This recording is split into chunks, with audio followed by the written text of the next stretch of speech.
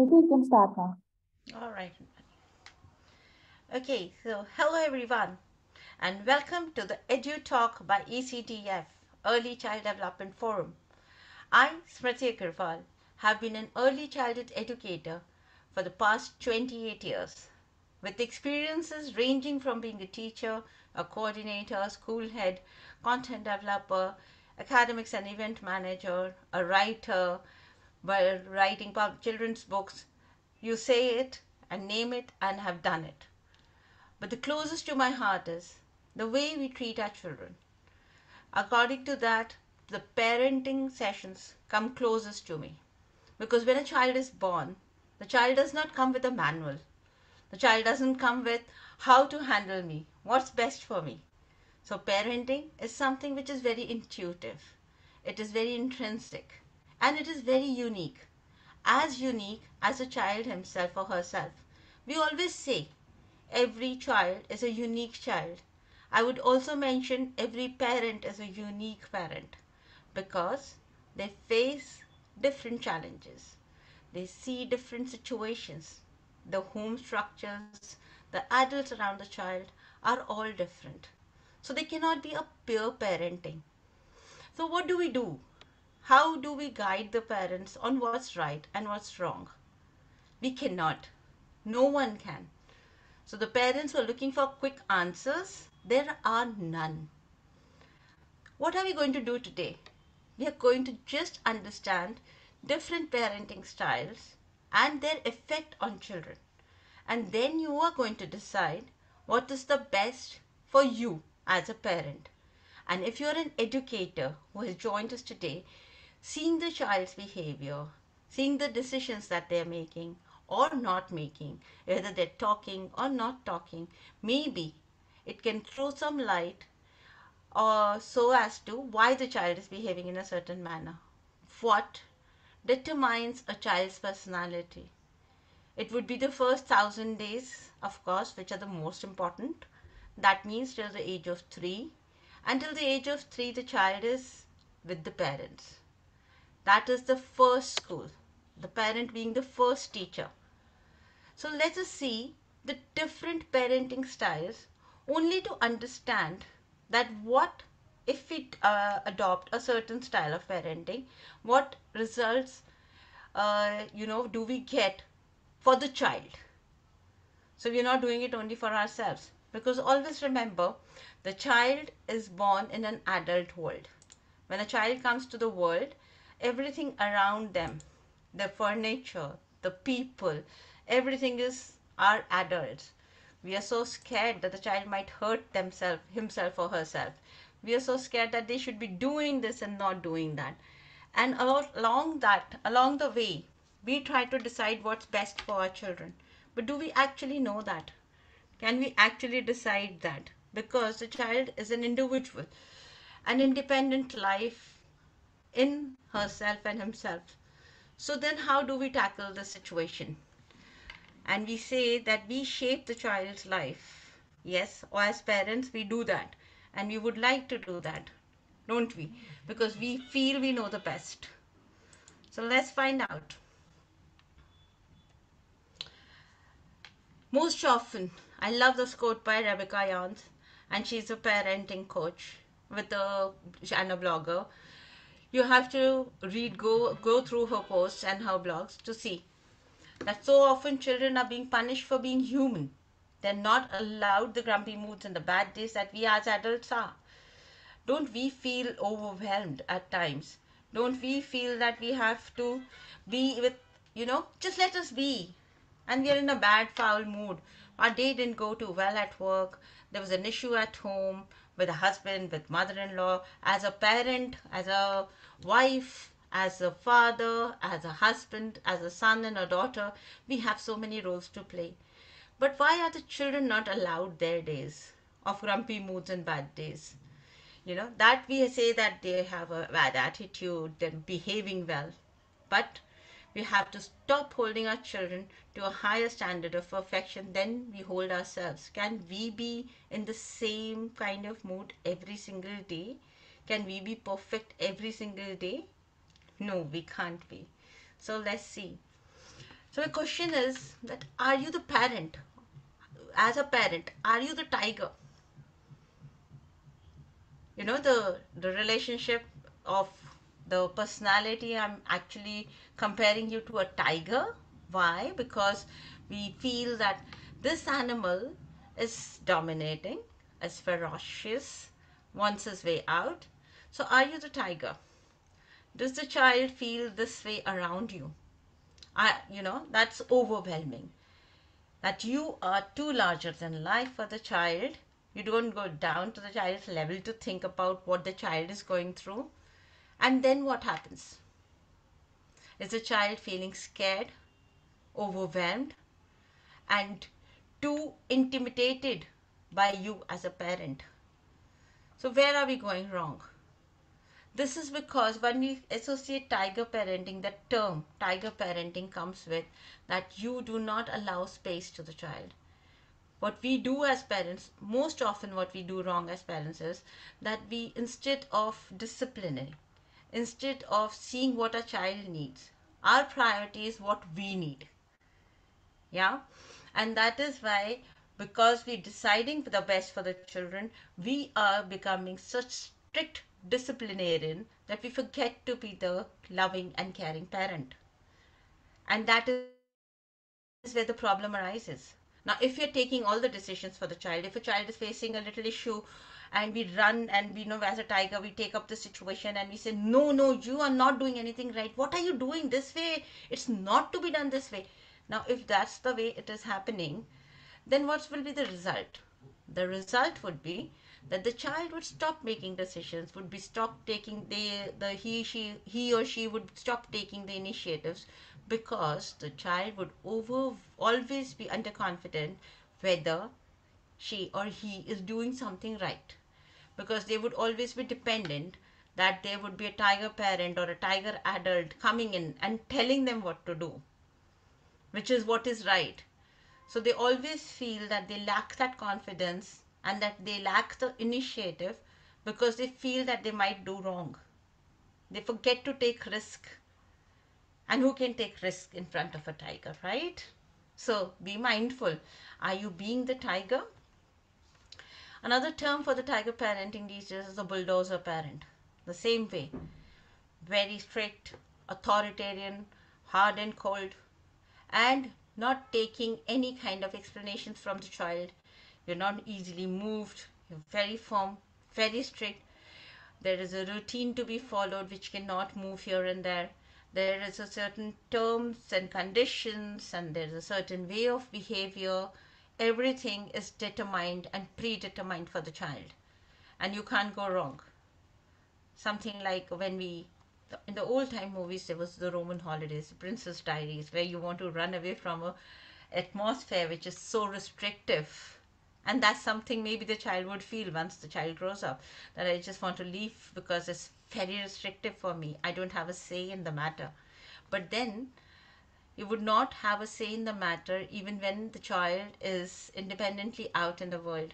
Whether it's your school, it's a peer group, it's a classroom situation, play situation.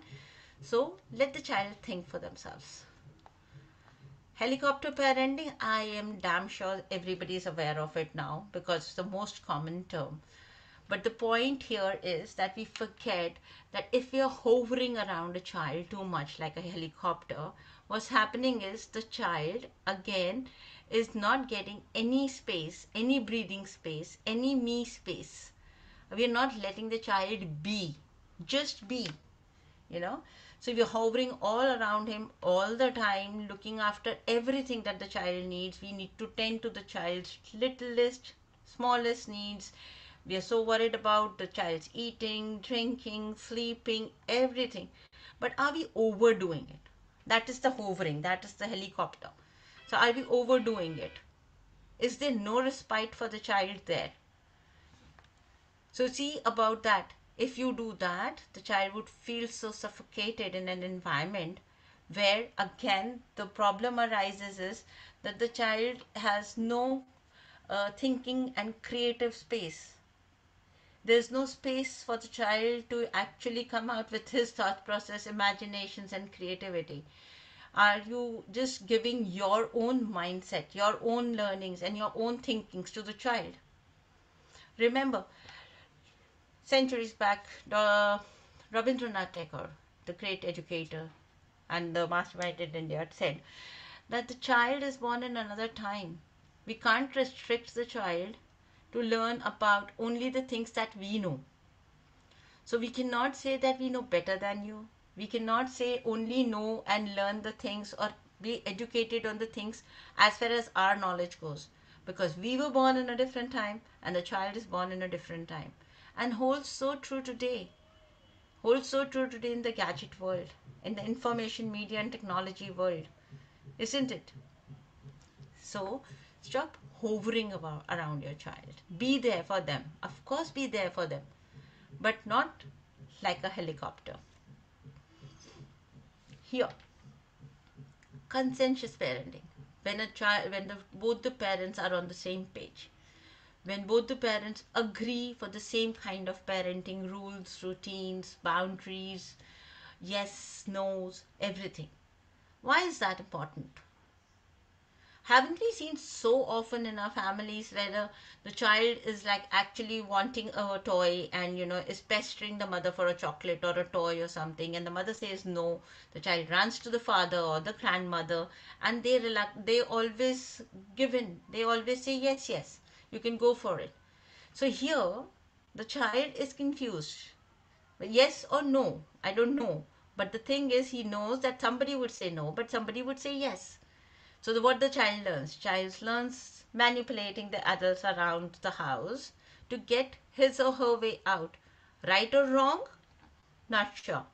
But if do not have, you both are not on the same page, if the adults who are there in the house are not on the same page, then parenting a well brought up child, the child who can think for themselves, who would know right from wrong, would be very difficult. So it's not only amongst the parents, it's between different generation or set of parents also. Like if the grandparents are living together, so they're the grandparents and the parents and the child.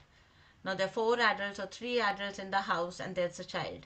And if all the three, four adults are not on the same page and they're treating the child differently, then I'm so sorry to say that the child's behavior, the child's academic results, the child's thinking pattern would never develop as you might want it to.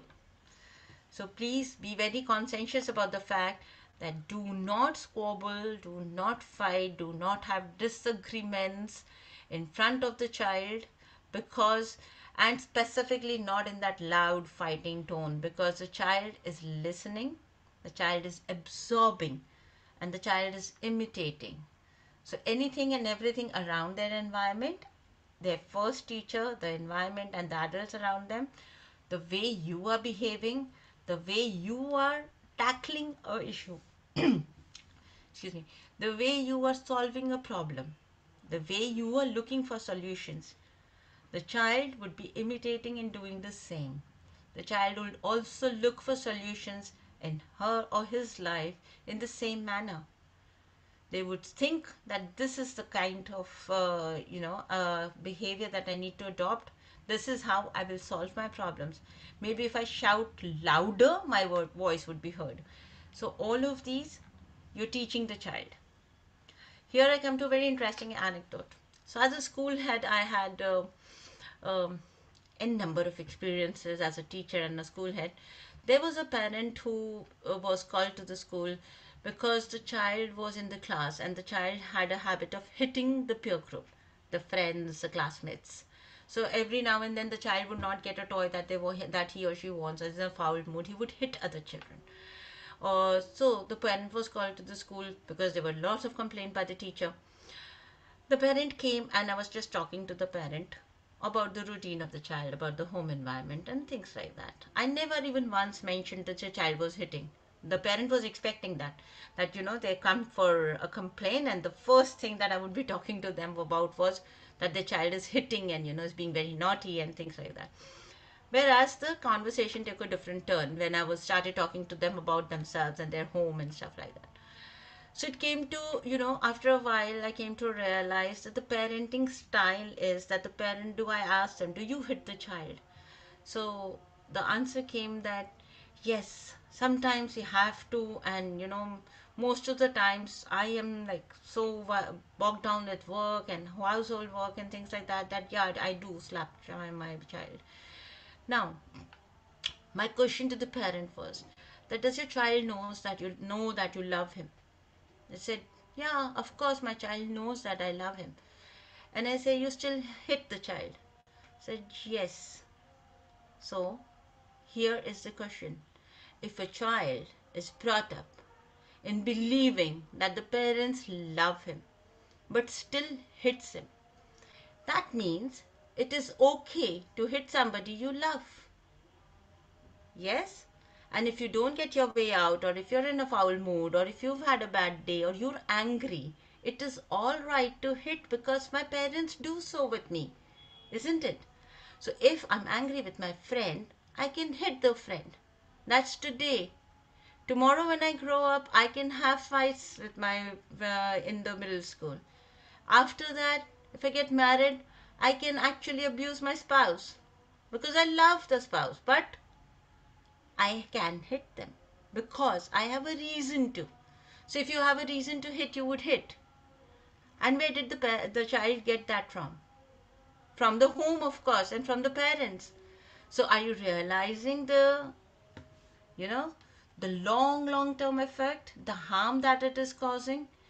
For us, it might be just a 2 minute thing, or it's a burst out of an emotion, or we regret it so many times. We hit the child and then we cry ourselves. We hit the child and we go to the child and say, oh, Mama is so sorry, I hurt you. Just look at the pattern of behavior.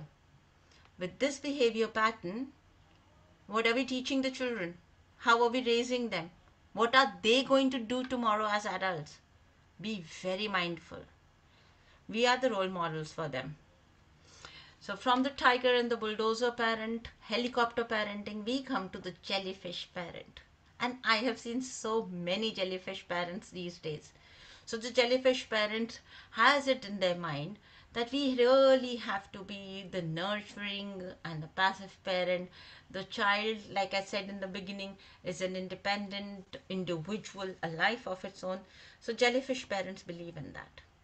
So they're very soft, they're very warm, they're very nurturing, and they, of course, give in to their children's needs and everything. Even if the child does not perform well, they're fine with it. They're not strict disciplinarian.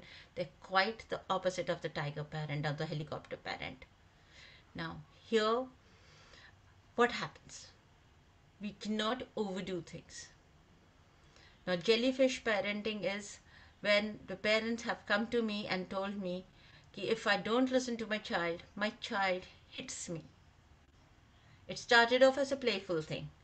A 1.5, 2 year old child hitting the parent and, wanting his way out, throwing a tantrum, and the parent gives in.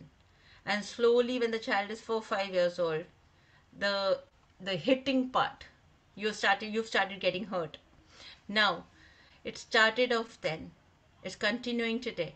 It'll continue tomorrow. So just think about it.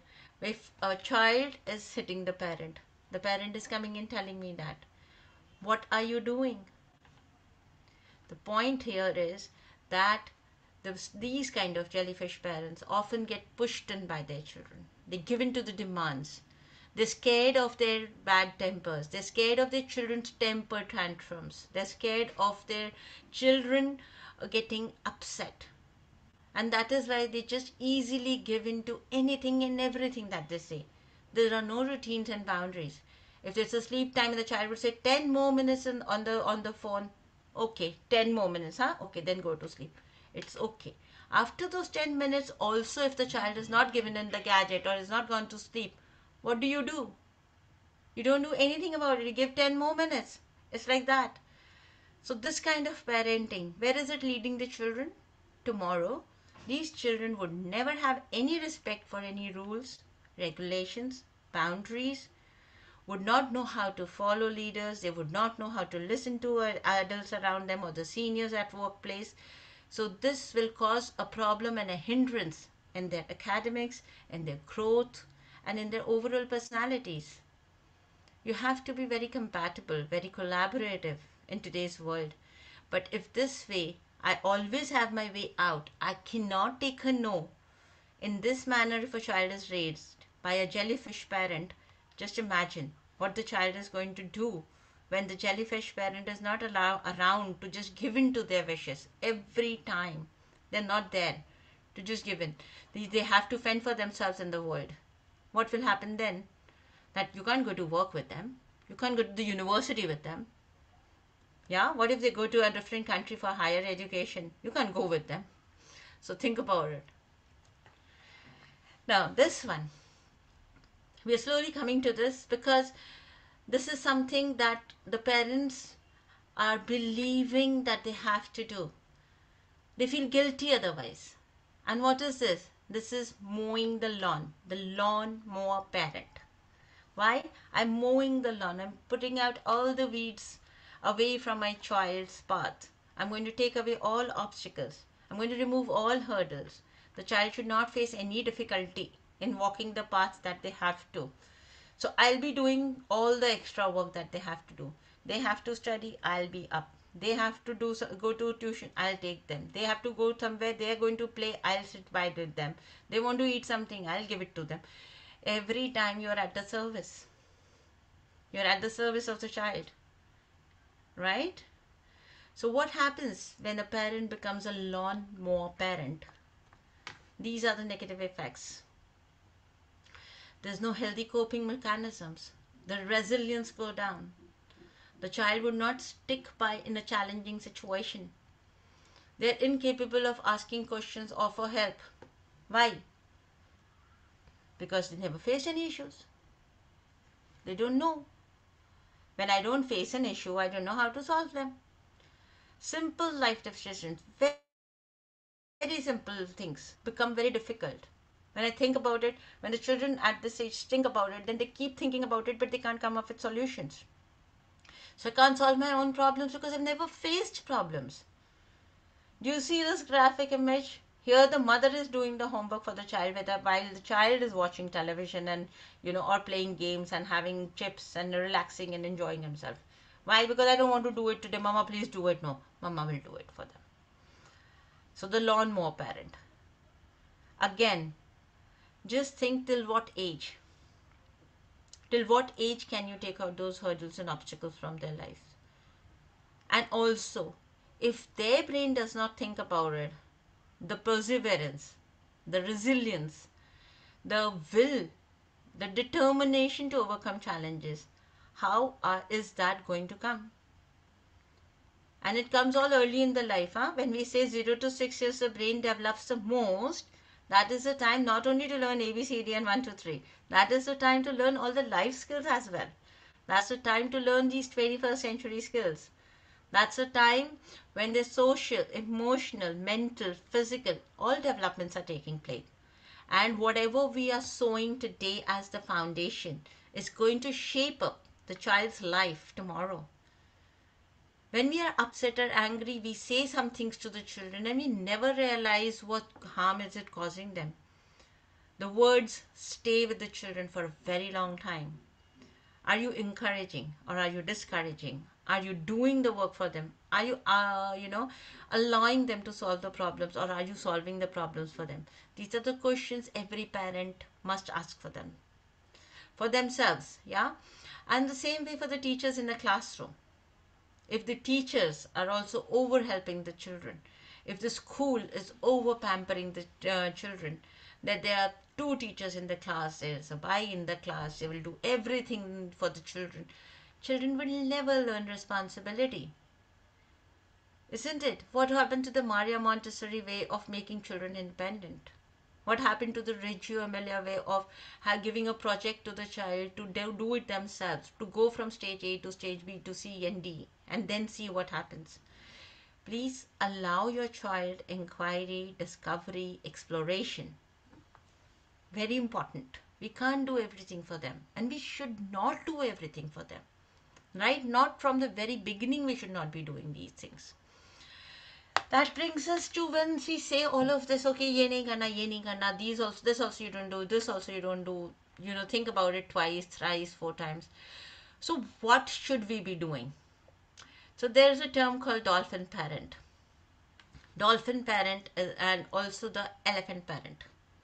Now the elephant and the dolphin parent are both nurturing in nature. They're playful. As you see the dolphin shows and all, they play with those balls and everything. The basic nature of the dolphin is friendly, playful, and they're there, they're there for you, and they're emotional, they're sentimental animals, even the elephant and the dolphin.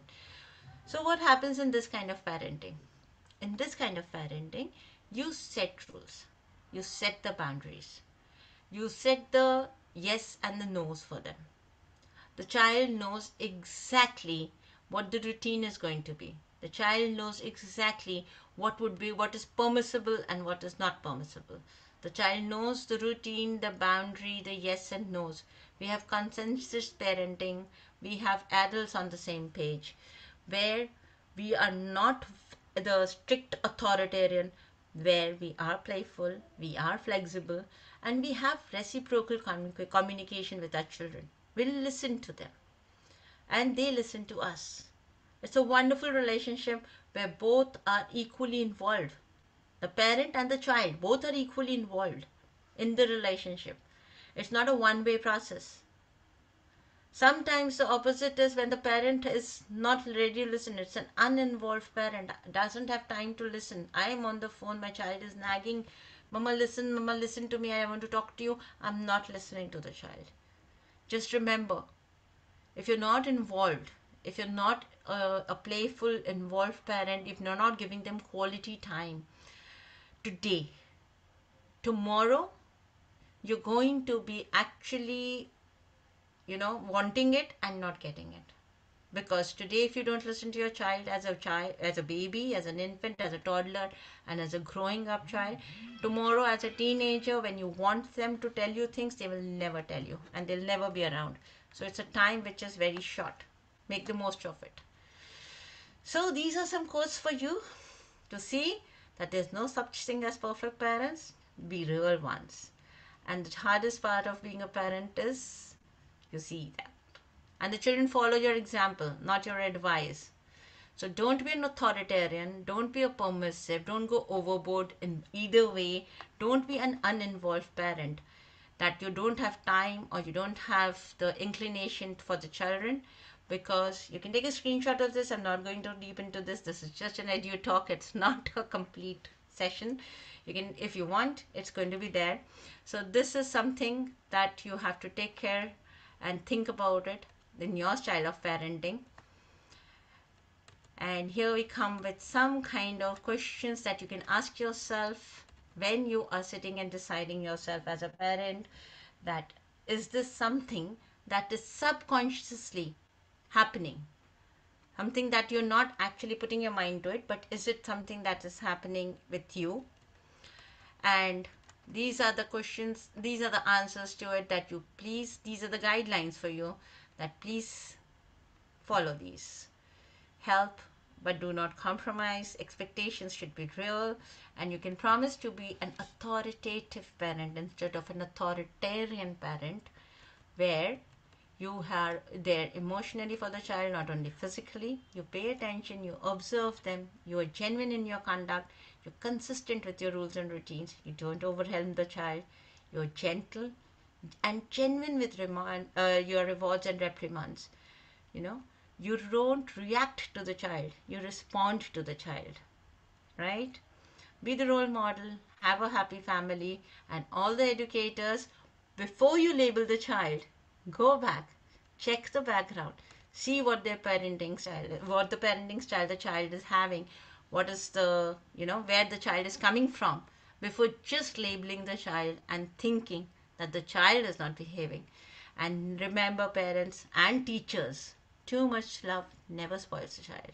They always get spoiled when we feel guilty of not giving them our time and attention, and then we buy them prize, and we try to bribe them with materialistic things. These two can be coming up in the next session. We'll see about the honeybee and the eagle parenting.